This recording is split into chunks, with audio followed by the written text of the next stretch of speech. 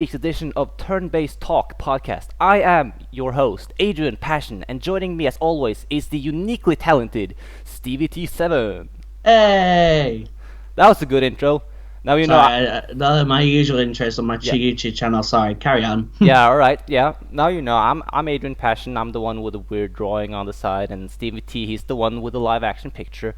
All right. So today we're going to mostly be discussing the incoming flop that is VR, or it could be. I mean, eventually it's going to be a cool thing that will take off, maybe. But we'll also be discussing the new Gears of War 4 prologue, so that's going to be a bit of spoilers there. So we're going to probably say that a little closer to the end, just in case some people want to drop out. I hope that's okay. Spoilers. Yeah, because it is a bit of spoiler territory right there, and we'll also be discussing the some of the Mafia 3 footage that we've been seeing lately, because it's coming very soon, actually. So yeah, I just want to jump right into to the PlayStation VR, really, or just VR in general. Um, I don't know, seeing how like I've been trying a bit of VR headsets here and there. I've actually tried out all the VR headsets at this point. Have you tried any of them? No, actually, even though I haven't been to like events, because I know you've been to some events to try these VR headsets out, let alone because the only VR headset that I actually tried back in the day was the R Zone. If you don't watch Classic That's Gamer, you don't classic know gamer that reference. reference. Yeah, exactly. Yeah. All right, all right. Yeah, you're gonna throw in some Overwatch references, I assume, as well. Eventually, all the VR So, headsets. At the, who oh, there you knows? go. There you go. So, basically, though, I'm just gonna share my experience with VR and give people a little guide to virtual reality, I guess.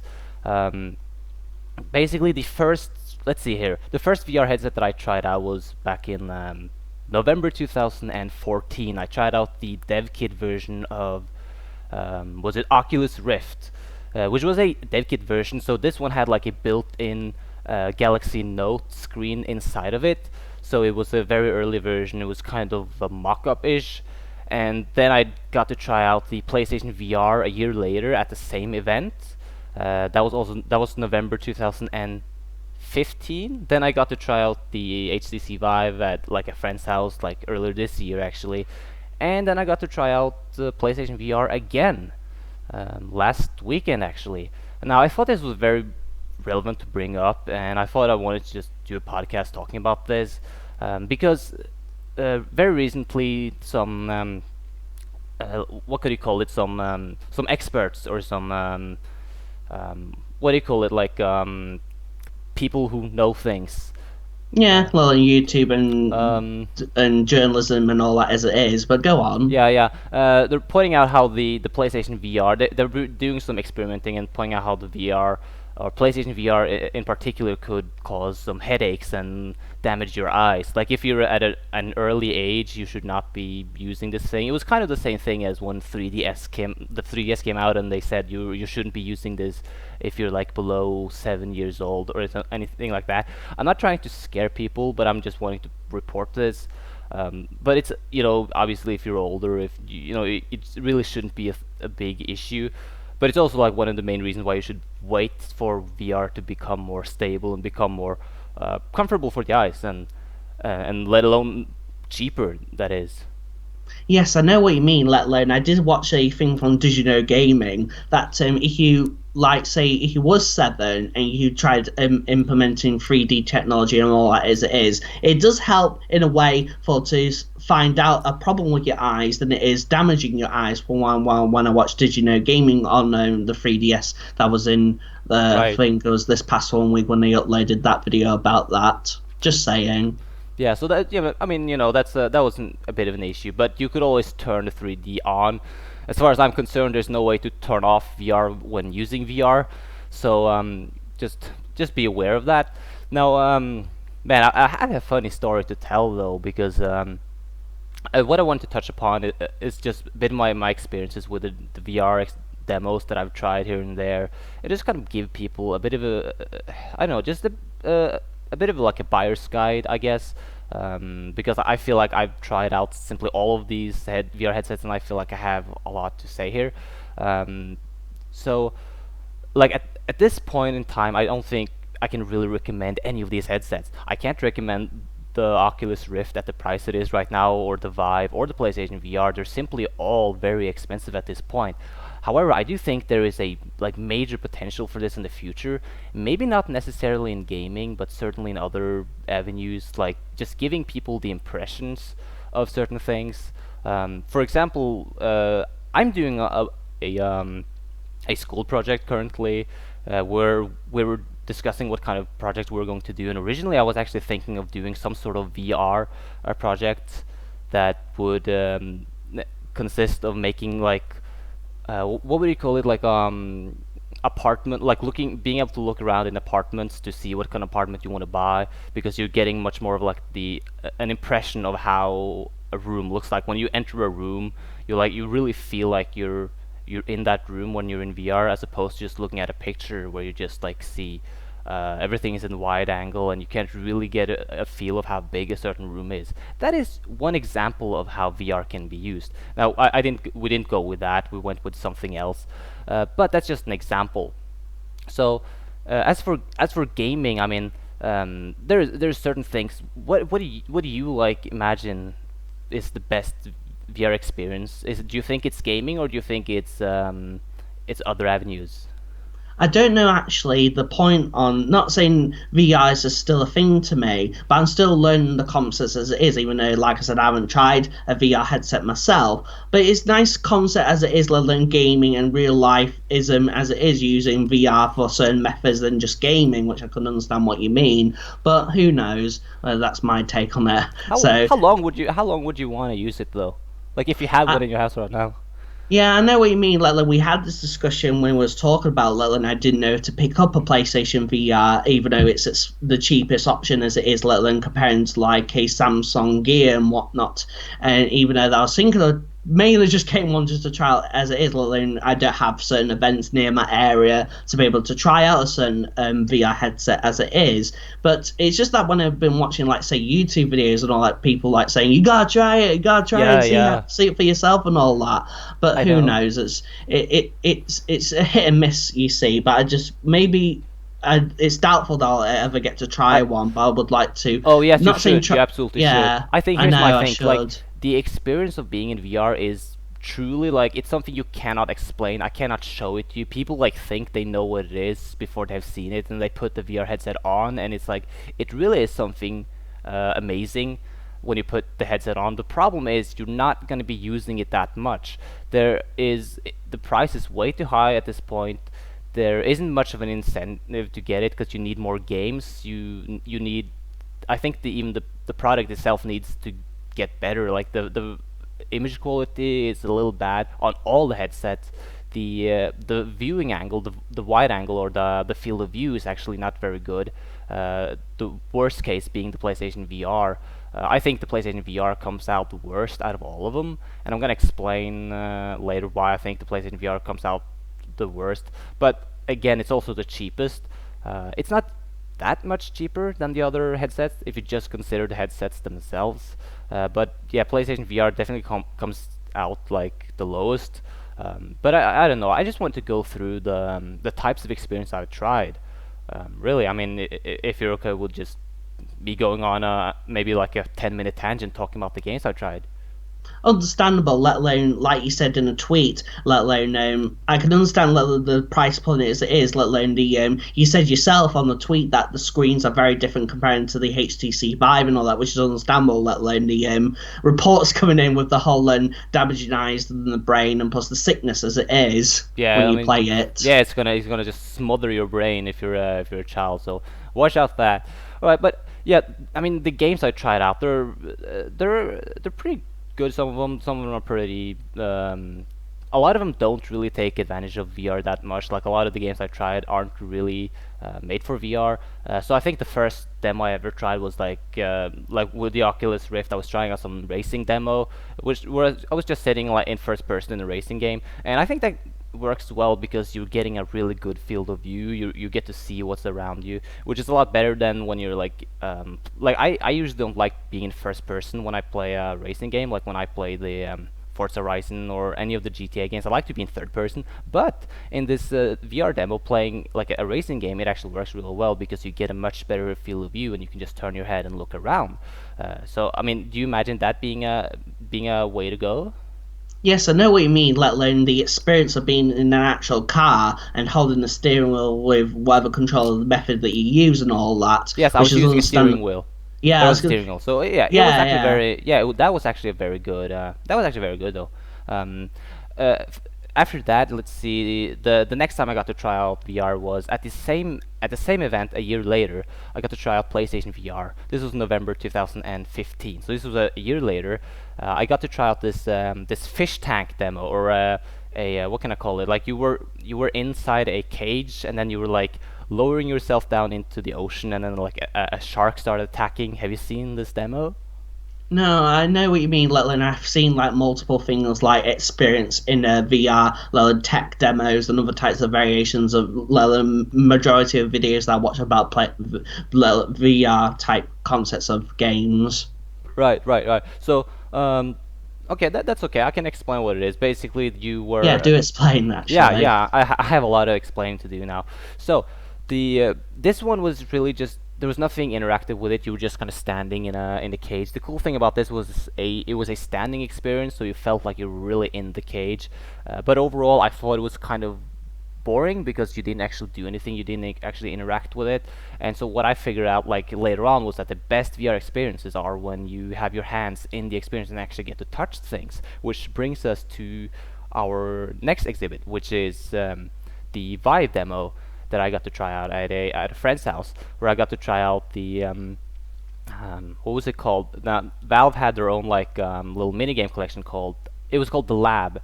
This was a really cool like experience using PlayStation Vive, Play, um, Vive, HTC Vive. So they had like a deal with the Valve where they kind of have this Steam implementation with Vive, which is really cool though. So you can move around in Vive using these. You can navigate the Steam menus using these remote controls, which are actually really damn good, and they got like these little touch panels on top of them. And what I found out using these controllers was when I was playing this game, like being able to have your hands in these little minigame experiences was a really good feeling, like being able to use a bow and arrow or throwing a stick, like having the dog, having like fetching with with a dog. These experiences worked really damn good, and I was also trying out like the job simulator, which was also like really intuitive. You could like pick up coffee, drink coffee. You could call on the phone. You could use you could like grab the mouse and use the computer and type in stuff. So I was actually like using a computer in virtual reality, which is actually a really cool thing to do. But obviously, the main problem here again is that none of these are experiences that you really want to do for very long. Like you might be playing uh, Office Simulator like for 20 minutes and then you're done. You're never coming back to it. And that game is like $40 or something. Maybe it's cheaper now, but that's a ridiculous price for these really short games, and especially like the price of just a VR headset in itself. And that's why I'm saying like you should wait for better experiences to come out. I know what you're trying to say, Letlin. I have watched certain videos, mostly VR videos are mostly about the Vive more than the PlayStation VR as it is. But I know what you mean. I've seen multiple videos about different types of tech demos, somewhat games, let alone full price. Not saying full price, but I mean like easy price games to be able to sell. Here's a VR game, here, sell, buy, that sort of thing. But yeah, even though the HTC Vive is, the expensive out of the lot, let alone there's not much Oculus Rift videos I've actually seen. Mostly, majority of VR stuff that I've been watching is mostly the HTC Vive, you see. Yes, so HTC Vive seems to have the biggest library of content, but that's not saying much. There still isn't a whole lot. There's a lot of tech demos, a lot of really cool like small experiences, but nothing that you're really gonna sink your teeth into for a very long time. And I think this is like something that people are gonna have to figure out. Like what kind of experiences can you do? You can't do MMOs that last for hours and hours on end because you're not gonna sit there for hours playing an MMO. You're not gonna be playing World of Warcraft in VR. You're simply not gonna do that. You're not gonna be playing any kind of simulations or anything that takes a very long time. I think the ideal amount of time to play at once is uh, maximum 30 minutes, like a half hour, maybe like between 15 minutes and 30 minutes. If someone can make some kind of experiences, some kind of experience that can make you come back and play for 30 minutes at a time every day, I think they've struck gold. I know what you're trying to say, Litlin. I experienced one of the particular videos that caught my eye, even I did a statement on the tweet. But there's this game called Rec Room, which is basically a lobby talk sort of thing. You can interact with other people that have the HTC vibe and whatnot, and it has like the you can talk with each other with the built-in microphone and stuff like that. And the only thing Oh, that caught my sorry, carry yeah. on. Okay, do you see the other person? Yeah, you do. Well, not actually in just like the in-game type thing, but you get to actually see the person walk around. Well, not see walk around physically. I mean, like where you jump place to place with using the controls and whatnot. Oh right, yeah, I actually remember now. I saw the video from that. That looks really cool. It's kind of like Wii Sports, but in VR. That one looked really good. It has a lot of like mini games in it. You can play table tennis, I think, like mini golf and stuff. I don't remember quite what the sports were, but it were like tiny games like that, and that looks pretty cool. You all play as little like me characters, sort of avatar things, and that's something that could actually work kind of well. Again, it's a question of like how long you're gonna be, um, like just how long is that gonna keep your attention?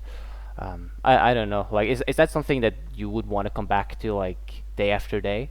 I know what you're trying to say, let alone Rec Room as it is, that kind of caught my eye. But I understand what you mean, let alone the experience, like you can only get like at least 30 minutes, 20 to 30 minutes experiencing these games, and it's nothing that you want to come back, let alone Rec Room. Not making Rec Room as an example, I'm just saying in between my thoughts in general. It's just that when I was watching also about Rec Room, when there was a bit we could actually play paintball type thing and Yes. play with Oh yeah, other there was a players. paintball. Yeah, that's what I was going to mention as well. But what were your thoughts about it? Yeah, I think it looks kind of cool. I guess. I mean, like I was a big fan of Wii Sports Resort, which actually kept me quite busy for an entire summer. I was just playing those mini games. I don't know. It's kind of a guilty pleasure, I guess. I kind of like mini game collections. I have a lot of like weird guilty pleasures for that, like WarioWare. That's something that would be kind of cool in VR. That's also like one of the reasons why maybe if Nintendo did something like that, they would be able to do a lot of cool little games because they're a lot better at making these kind of smaller-ish um, titles that aren't like something you're gonna get tired of really quickly, if you know what I mean.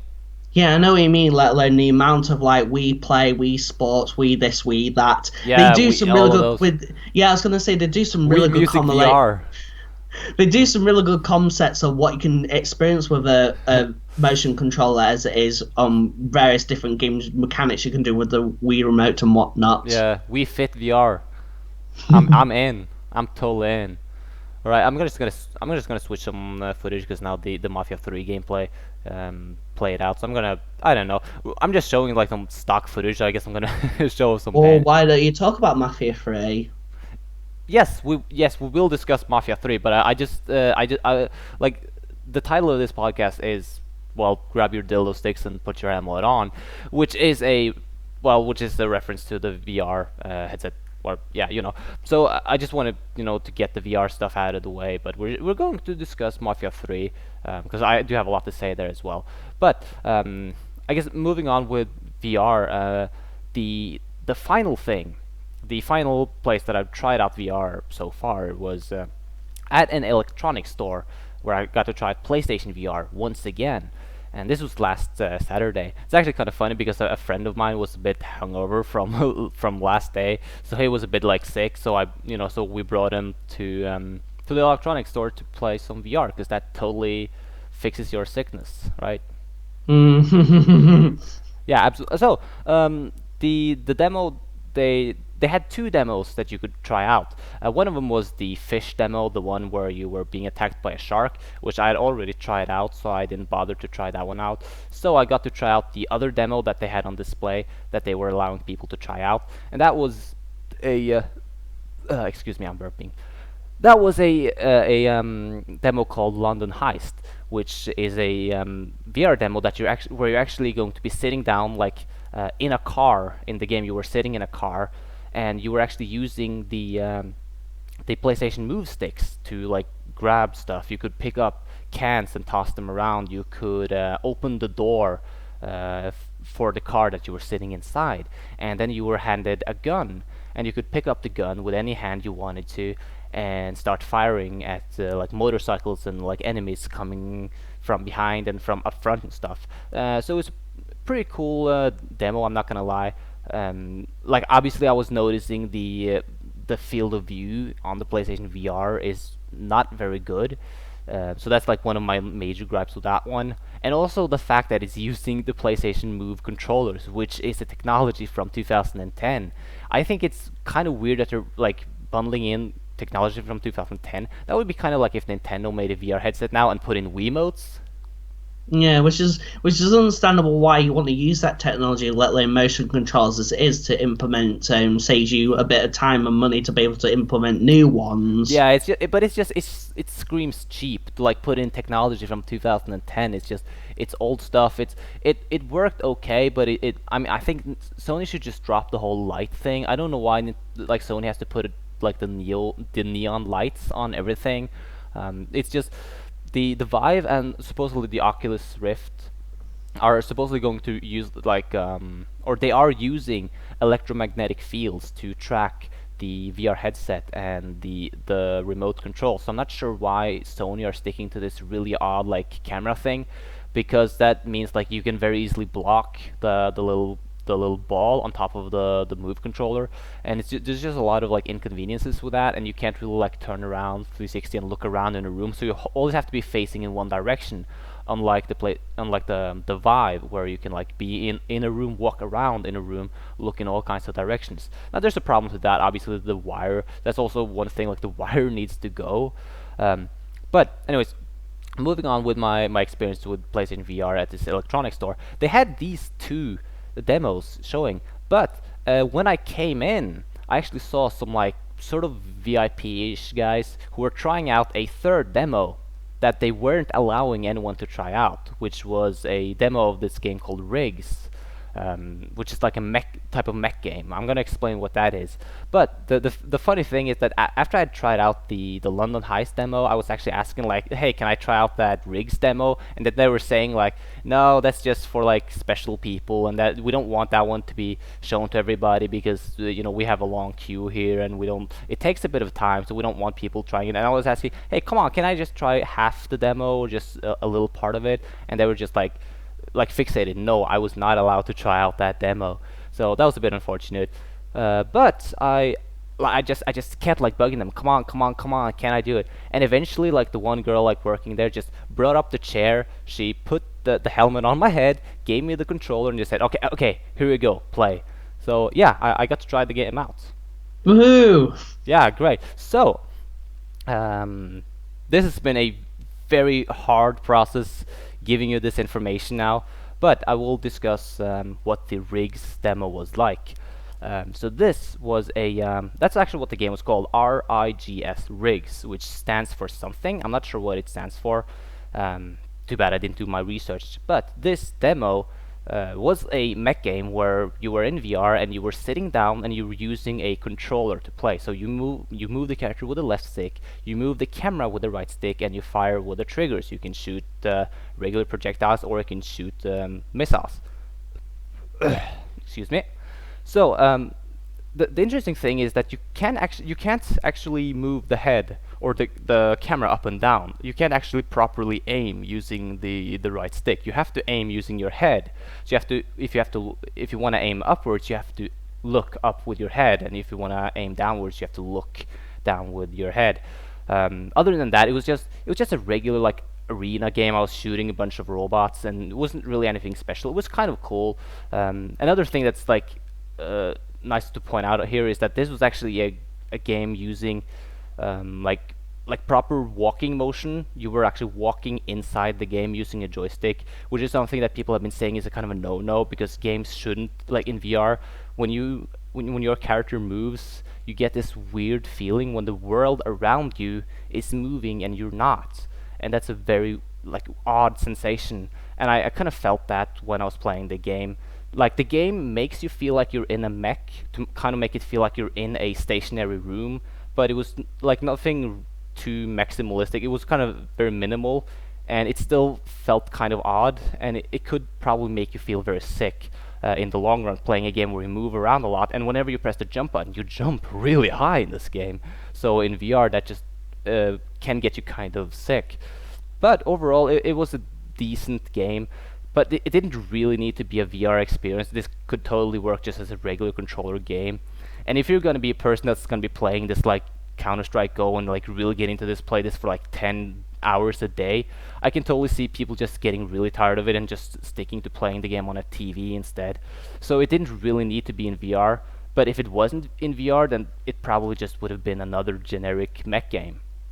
Yes, I know what you're trying to say, let alone like the motion sickness when you play too much as it is, which is understandable. Well, in the whole thing that's going about where some people have been talking about being reporting in that it does really cause motion sickness with the PlayStation VR as it is.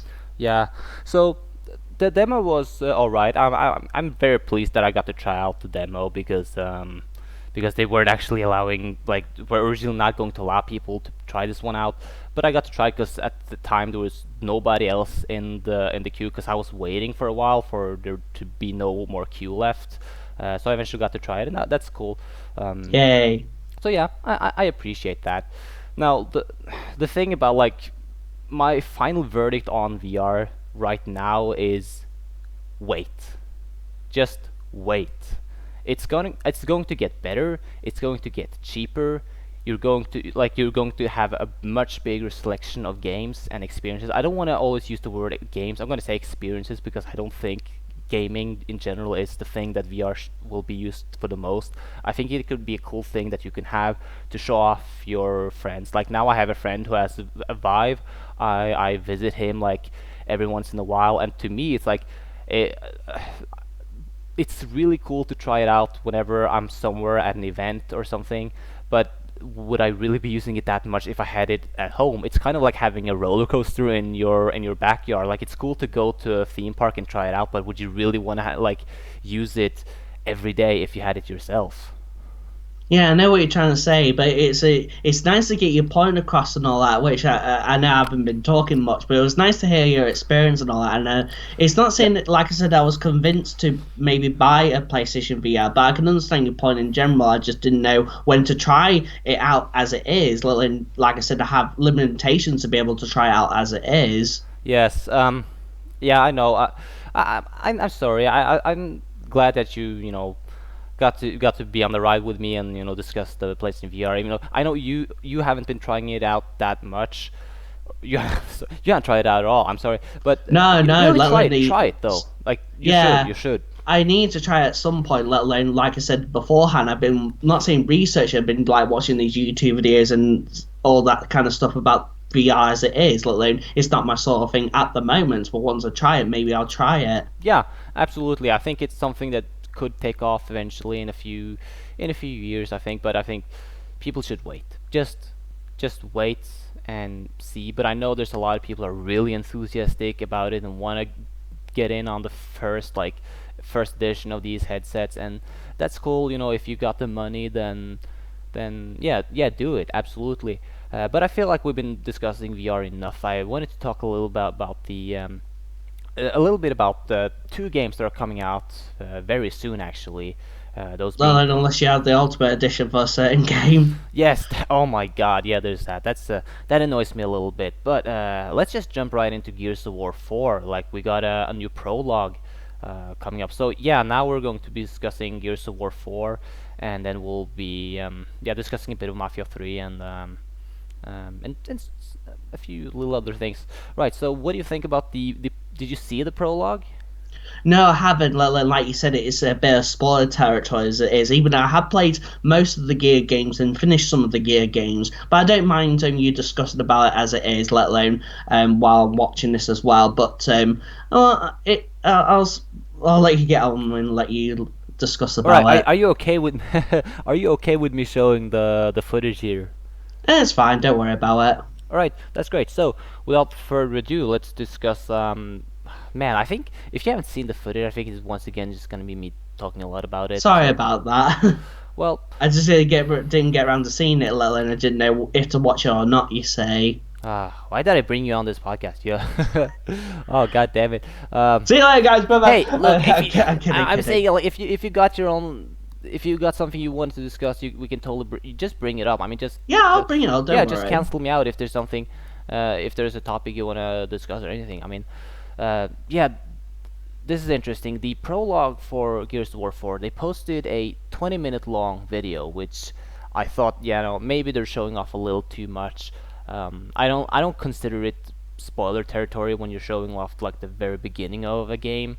But however, I mean, I guess people want to like see as little of a game as possible. Like with Uncharted 4, for example, they had like a lot of footage prior to that game, and I was watching all the gameplay footage, and I still felt like I hadn't seen it all. Like I thought I had seen everything by the time I started playing the game, but then I realized, oh, they've actually just shown off a fraction of the game. So I really hope that they haven't like shown off the entire game, but that's obviously not the case because then the game would be like 2 hours long.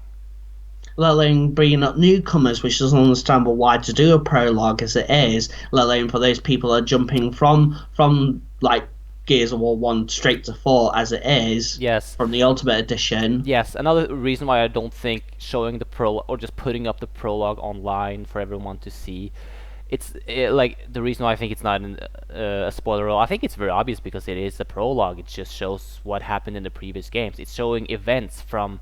It's not showing taking directly events from the previous games, but it's showing, In a different yeah, perspective. from different perspectives, like showing different things that happened during the events of Gears of War 1, 2, and 3, and maybe Judgments.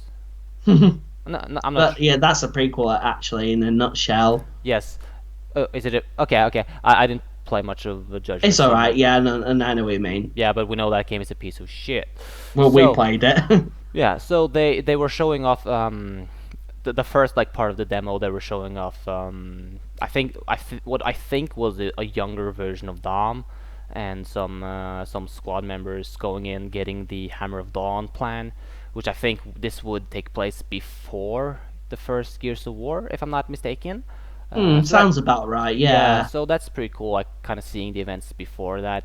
So I guess that would probably be like during the Judgment era or something. Between the Judgment Era and the Gears of War 1, maybe. Okay, Who that knows? makes sense. Oh man, you really should watch this. You really should have watched it. I'm watching it Uh, now, yeah, okay, that's while good we're though. talking. Yeah, that's good though. But you're not getting like the plot details and stuff. It's alright. And then the sound. My God, the sound design for this is really damn good.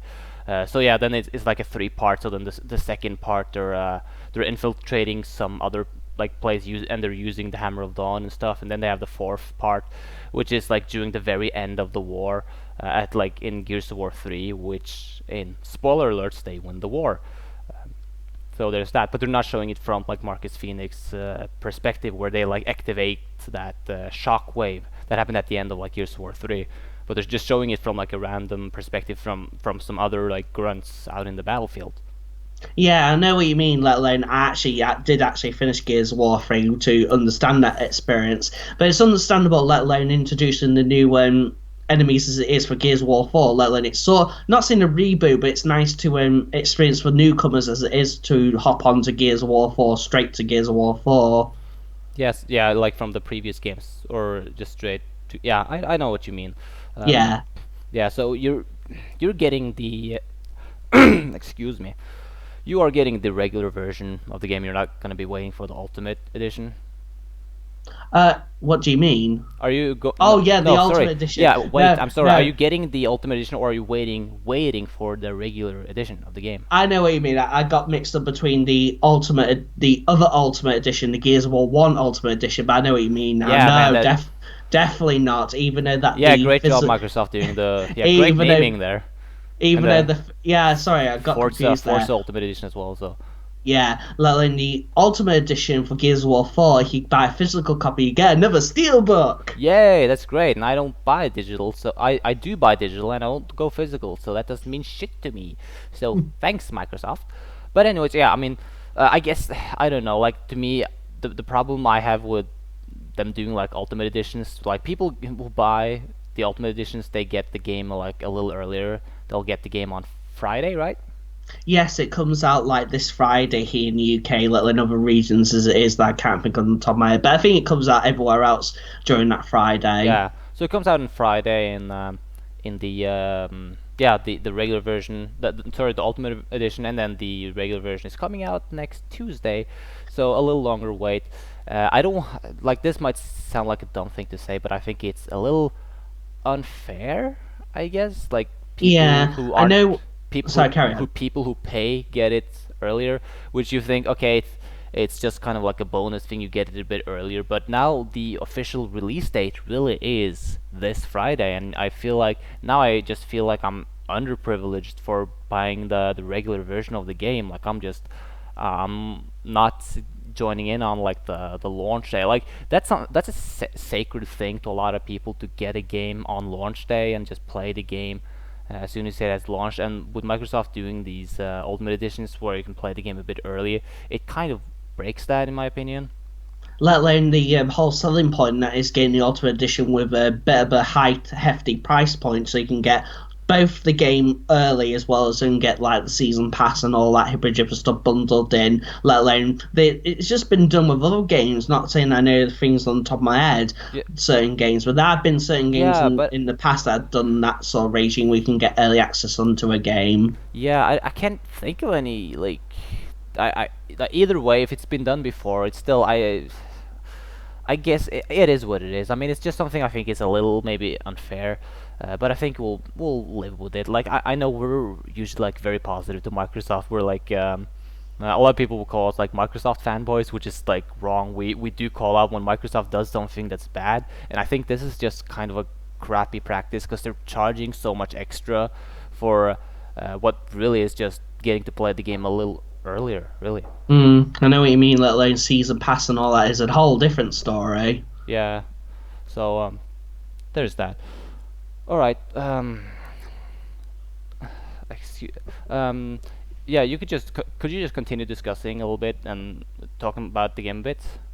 And Well, based on just looking forward to the game, I was going to mention also that when I picked up my Gears of War 4 Xbox One controller that has the new Bluetooth and whatnot and all that, I kind of got a few days early, even though a local store of mine did it kind of a bit early, let alone it came out a few days after in other stores, which was a bit weird when I got mine early, even though I pre-ordered it and whatnot, just so I could secure my controller, even though I always have mishaps when it comes to Xbox and accessories as it is when it comes to various dates. Let alone it was nice to get early, even though I did my own the video and controller, people, yeah, the Gears of War 4 controller, not the Elite one to be exact. right? Oh yeah, oh yeah, that's right. You got wait, just slow down here. You said you got the controller earlier. Yes, because for some reason it was meant to come out a few days earlier in because I got earlier in a certain store that does it early, and then a few days later other stores kind of got a little like Microsoft themselves posted their shared their it's out now and stuff like that on Twitter and whatnot on the day on Friday when I got on Tuesday on that week. Right. Okay. Cool. A little bit of privilege there. Okay. Even though that before I quickly mentioned also the same store is kind of delaying the Elite controller version of the Gears of War 4 controller, Right. let alone it's already out as of today. What I've heard Okay. from certain stores, maybe like the Microsoft store, whatever, for the Gears of War 4 Elite controller. Right. Oh, this might be a stupid question, but I just still want to. Have you heard any confirmation on this? Is the Elite Gears of War controller compatible with Bluetooth? I'm not entirely sure. I haven't delved into much research, let alone when we was discussing about this, I didn't know to pick up the Elite controller, let alone the Gears of War 4 controller, let alone the Yeah, new controllers as it is with Bluetooth as it is. But yeah. I can't confirm that actually. I haven't to delve into too much research. I might watch some YouTube videos of people that got the Elite controller. Maybe they might confirm it more than I would. Okay. Yeah, I mean, oh man, that thing is looking really nice, but it's pretty expensive. Like all Yeah, even it's a though premium product, and that's kind of to be Yeah, expected, I because I know guess. you got one, even though you're convincing me to get one, even though I was thinking about getting one, but I have to see it's just the saving up for £100 to be able Yeah, to buy one as it you should is. absolutely get one, but I think at this point you just wait to see if they make a Bluetooth version of it. Yeah, that's the thing also, let alone, as I said before, I can't confirm this, let alone the whole Gears of War 4 Elite controller if it has Bluetooth as it is. Right. So yeah, that's cool though. Like yeah, Gears of War 4. You're going to get the regular edition. Oh yeah, I'm not going to spend like 80 odd pounds, let alone 50 odd pounds for the regular edition as it is. Yeah, so like that's basically me in a nutshell. I'm going to be a bit cheap on this. I didn't get the Ultimate Edition of Forza Horizon 3. I didn't get the. I think that's all they did. Did it do anything on Recore? No, they No. didn't do it, no. No. It's Okay. just Gears of War 4 and Forza. Yeah. So that's just me being a bit cheap. Like I said, the only time that I've ever bought a limited edition or anything like that of a game was with Batman Arkham Knight, which that was the only version they actually had, and that was a physical purchase as well. So I got a steelbook. So I think like with digital games being more of a thing now, I think that special editions are becoming less special, I guess, because you can't really do like the steelbook and all the pre-order bonuses and all the objects. You have to like you have to like give people more incentives to buy games early, and I think like one of the ways they do this, yeah, or to get the more expensive version of the game, and one of the ways they do this is by letting you play the game early. That's what I was wanted to say. Understandable, let alone the whole, when you're spending that much, you get added extra things. But do you really need them extra things just to play the game early? Yeah, that I know, but it's for people who are really like really hardcore. I can put myself into like I like Gears of War, but I'm not like that big of a fan that I would like get a Ultimate Edition. If it was Halo, if this was like they did this with Halo 6, then you could probably hear me saying something else. Like I would probably be on a whole different page with this. Mm. But like, so are you a big enough fan of Gears where you would do this, or what kind of franchise would you be eager enough to do this with? I know what you're trying to say, Lil, early access is Lil, and the extra price point for to get additional things. But I rather just have the game as what normal people would. Like most people can't even afford that sort of price point to be able to get the game early and get some added extra things as it is. Yeah, but now I'm like looking around Twitter and stuff, and I'm just seeing all these people like, oh yeah, I can't wait for Friday to try out Gears of War 4. Like it seems almost like now that is the default launch date for the game, and I feel Mm. like now I feel like I'm just like the poor man who's getting the game late. You know, like it's supposed to be Mm. you're supposed to feel special getting the game a bit early, and instead it just feels like I'm like just one of the cheap ass peasants getting the game a bit late instead. Mm.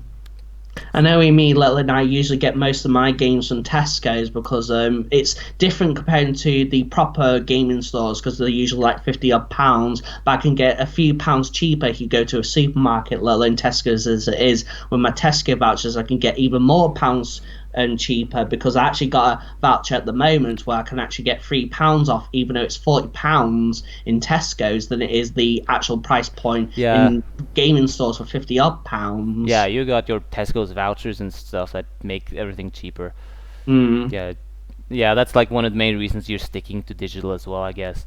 But I wanted to discuss a bit about Mafia 3 because that game is right around the corner. That game actually is coming out this Friday, and for everybody, not just people who pay extra. So have you seen anything on this? What do you think of it? No, I've only just saw a few YouTube videos, but not entirely fully because most of them were like 15 to 30 odd minutes. But it didn't spark my interest, so to say. Just while I'll quickly mention about that, my friend who played like Mafia 2 is kind of got a keen eye. I think my friend, who I rarely see, might get this game when it comes out. But it didn't spark my interest in any way. If I just thought I'd mention. if this game looked exactly the same and it was called GTA 6, would you get it? Maybe, let alone I know what you mean. Like, not saying know what you mean. Like Vice City, for example, did a different era in the GTA franchise and whatnot. I know what you mean, but maybe who knows? Okay, that's interesting because like this might be one of the first time that we're actually like disagreeing on each other because like I wouldn't know. I'm very hyped for this game. I think this game looks phenomenal. I just want to know like why are you not excited for it? It didn't spark my interest, let alone, like I said beforehand, I haven't played like Mafia 1 or 2. Even though I do have Mafia 2 with Games with God, but I haven't got round to playing it, let alone my Uh, Xbox I barely play 360 is in those. limbo. Sorry, Yeah, carry yeah, on. I barely play those, so I don't know. But yeah, you can carry on. No, I was going to say that my Xbox 360 is in limbo, but I do have a digital copy of it. I just haven't got round to playing it, let alone mostly on my Xbox One as it is, let alone it's not backwards compatible as of yet. Right. Yeah. So my thing with it is just that um, the first thing you notice is that the cutscenes have some incredible like graphics in this game. The graphics aren't as good when you get into the actual gameplay, but I think it looks fine, especially for an open world game. I think it looks gorgeous. The racing, the driving mechanics in the game look a little bit stiff. Like after playing a game like Forza Horizon 3, now everything else just feels really really lame. Like when looking like going back to like GTA 5 or anything, the driving just feels very simple and lame. But I think it is obviously the right thing to do because you don't want super realistic driving in an open world like sandbox game like this. Like that would just be too overwhelming. Lily, enjoying Forza games, like I said beforehand in previous podcasts, where I enjoy Forza because of its casual gameplay. For anyone to be able to play a racing game just like that and be able to play certain games like that, that implements how Forza is well known for. Let alone that's how I basically easy enough to jump onto the Forza games because of that gameplay aspects alone as a nice racing game than it is than other racing games. Let alone, like you said before, like you said, open world type games. You switching between with a open world racing ish rate car game than it is than a racing simulation game. Yeah, it's not. I mean, of course, it's not supposed to be a racing simulation game. So you can't have you just can't have simulation everything in an open world game like this. You need to dumb down the shooting. You need to dumb down the racing. In order for it to kind of work, because the brain can only handle so much. When you're playing Forza, that's like the one thing you're thinking of. So I think the racing, the driving mechanics, they're fine. You can also drive a boat, which is really nice. There is a crazy variety in locations in this game. They just really like capture the 60s or the 50s or 70s. Now what's the time here? I think it's the 60s, I believe, or the 70s. I'm not entirely sure, but yeah, it looks really damn good. The story is really grabbing me so far. It's not that like really cheesy kind of story like in GTA, which I like that flavor, but I'm also liking this. And I think comparing it directly to GTA is not fair because it really is it's just become a genre now. The sandbox games are everywhere, and I think it's just a nice addition to the whole sandbox genre and the Mafia franchise. I know what you're trying to say, Lil, and I'm all hyped for open world games. Not saying for this game. I mean, any other game that's a sandbox game, I Watch can just jump. Dogs. Yeah, but I enjoy open world games as it is because you can just spend hours just roaming around doing stuff that it is doing, like say side missions or the main mission as it is. I'm always up for an open world game. I played many open world games, in other games I never got around to playing, like Mafia, for example. But other than that, though, I can jump on the open world games like, yeah, let's do whatever we want and stuff. It's great. An open world game is. Yeah, like man, people are complaining about the dumbest things in Watch Dogs. Like people are just really wanting to like tear Watch Dogs 2 apart. Like I heard people like saying like you can fly a drone in that game, and I'm hearing people like complaining about how the drone physics aren't right. Like who gives a shit about the drone physics? Like you see people complain about this with like Forza Horizon 3 as well. Like I never noticed that the drone physics were off or anything. Yeah, I know what you mean. Like it's nice to implement it because there's not much video games out there that uses a drone. Can't think of any over the top of my head, but I can get what you're trying to say. Let alone I just want to enjoy the game, let alone the physics on a drone as it is. Yeah, I mean, if you want good drone physics, then you play Drone Simulator 2017. Simple as that. Let alone, I think there's a drone feature on. I haven't tried it out on Forza yet, but I think there was a drone type thing you can use. I guess it's mainly for the camera as it is for the drone feature on Forza Yeah, that's Horizon 3. yeah, that's what I was referring to. Oh, right. Fair enough. Like I said, I haven't tried it yet, but it's nice to hear your take on it. Yeah. All right. I mean, that's fair enough though. So yeah, I think we're made it pretty much to the end now.